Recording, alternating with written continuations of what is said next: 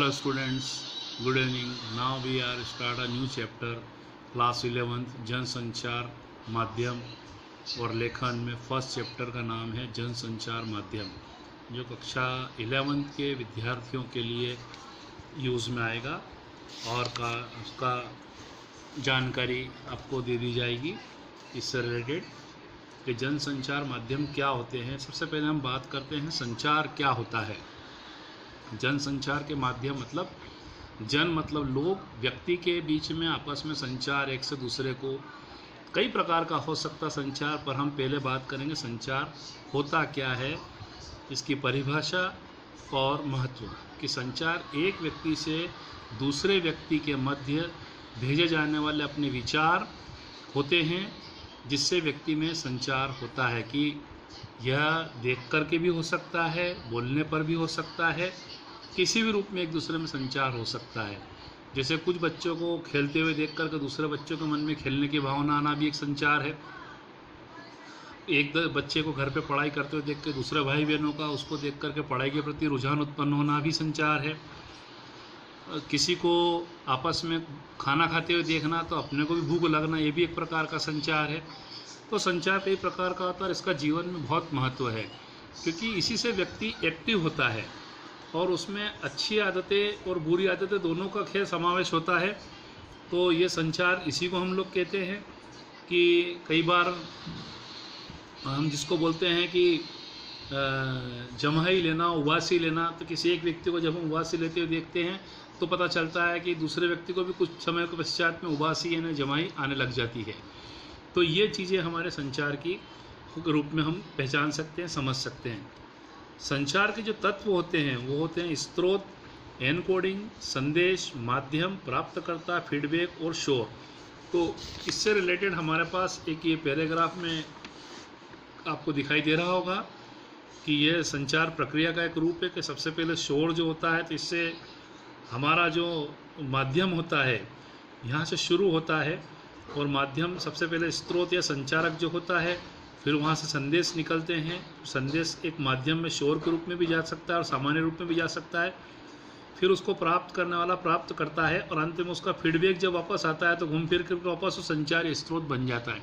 मतलब एक बात हम जब किसी से सुनते हैं और अंत में अगले व्यक्ति तक जाती है, तो कहीं ना कहीं घूम फिर कर वापस वही बात पहले व्यक्ति तक जरूर आती है। तो इस प्रकार के संचार, तो संचार के जो अब तत्व होते हैं, प्रकार होते हैं, ये संचार एक जटिल प्रक्रिया है। इसके कई रूप, कई प्रकार हो सकते हैं, और अध्ययन की दृष्टि से हम इसको अलग अलग समझने की कोशिश करेंगे। तो संचार वैसे तो दो प्रकार का होता है। एक होता है मौखिक संचार और एक होता है अमौखिक संचार। तो मौखिक संचार में जैसे हम किसी को बात करते थे, एक व्यक्ति ने अगर हमको हाथ जोड़ करके नमस्कार किया, तो स्वाभाविक है कि हम भी उसको हाथ जोड़ करके संचार के रूप में नमस्कार करेंगे। तो वह एक प्रकार से मौखिक संचार हुआ। पर जैसे हम किसी व्यक्ति को एक तरह से एक ही साथ के रूप में कोई और बात करते हैं, जैसे हम अपनी बात किसी और से कर रहे हैं, आँखों के द्वारा, चेहरे के द्वारा, हाथों की गति के द्वारा, उतार चढ़ाव के द्वारा, तो मौखिक संचार की यह अमौखिक क्रियाओं में भी मदद करता है। अमौखिक संचार के जरिए अक्सर हम खुशी, दुख, प्रेम और डर को व्यक्त करते हैं। कि बहुत खुश है तो भी चेहरे से दिखाई देता है, दुखी तो भी चेहरे से पता चल जाता है। इसमें किसी के द्वारा बताने की आवश्यकता नहीं पड़ती है कि यह संचार मौखिक है या अमौखिक है। अब जनसंचार की हम लोग खास बात पर जब बात करते हैं तो जनसंचार की विशेषताओं के बारे में बात करेंगे। तो जनसंचार की जो विशेषताएँ होती है, इसमें फीडबैक जो होता है वो हमको तुरंत प्राप्त नहीं होता है। मतलब इधर किसी ने कुछ बोला और रिटर्न आप तुरंत उसके बारे में बता देंगे, ऐसा नहीं है।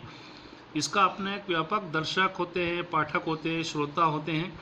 चाहे टेलीविज़न वर्ग हो, चाहे न्यूज़पेपर हो, चाहे ग्रामीण और शहरी इलाके के रहने वाले लोग हो या वृद्धजन हो, ये सब लोग पहले कई बातों को सुनते हैं और धीरे धीरे फिर उसका समझने के पश्चात जब उनके अंदर जनसंचार या जागृति आती है, वे उस बात को समझते हैं, तो उसके बाद में वो धीरे धीरे हम तक वापस उसकी सही घटना क्रम के बारे में जानकारी हमको रिटर्न प्राप्त होना शुरू। मतलब किसी प्रकार के कार्य का जो शुरुआत होती है वो अंत होने में भी उसमें समय लगता है।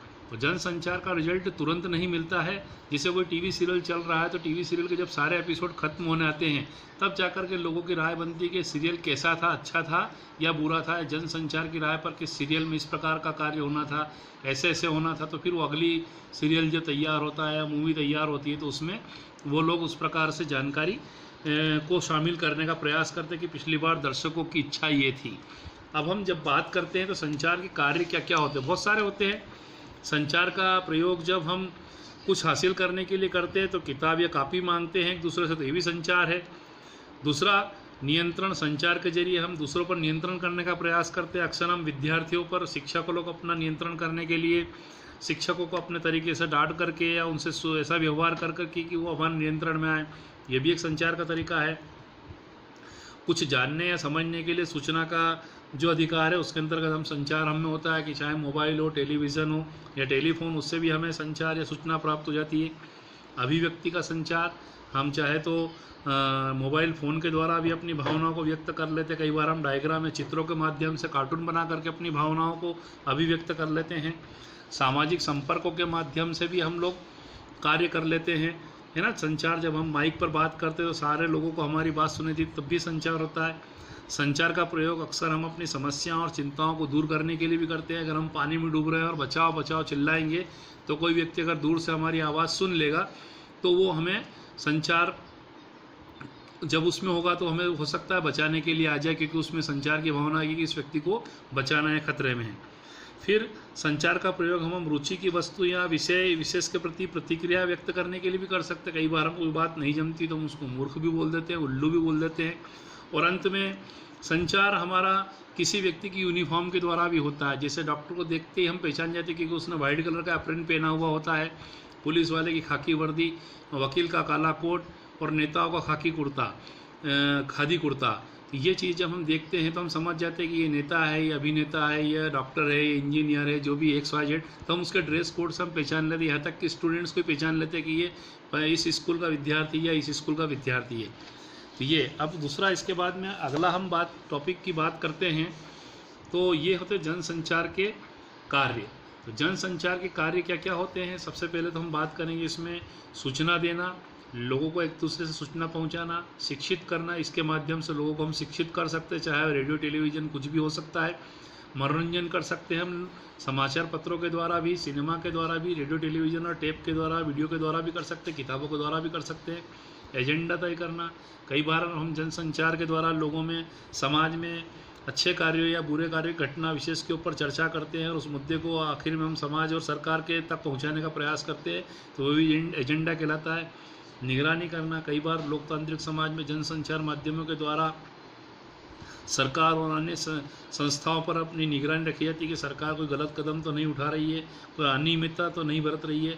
और इसके लिए हमारे सामने सबसे अच्छा होता है कि हमारे सामने जब जो भी सरकार हमारी करंट जो है अभी स्थिति में, वो सरकार के अपोजिट जो बैठे हैं, विपक्ष जिसको बोलते हैं हम, वो बार बार सरकार के बनाई गई कार्यप्रणालियों के खिलाफ या मुद्दों पर आवाज़ उठाता रहता है, तो वो भी एक प्रकार की सरकारी निगरानी करना ही कहलाता है।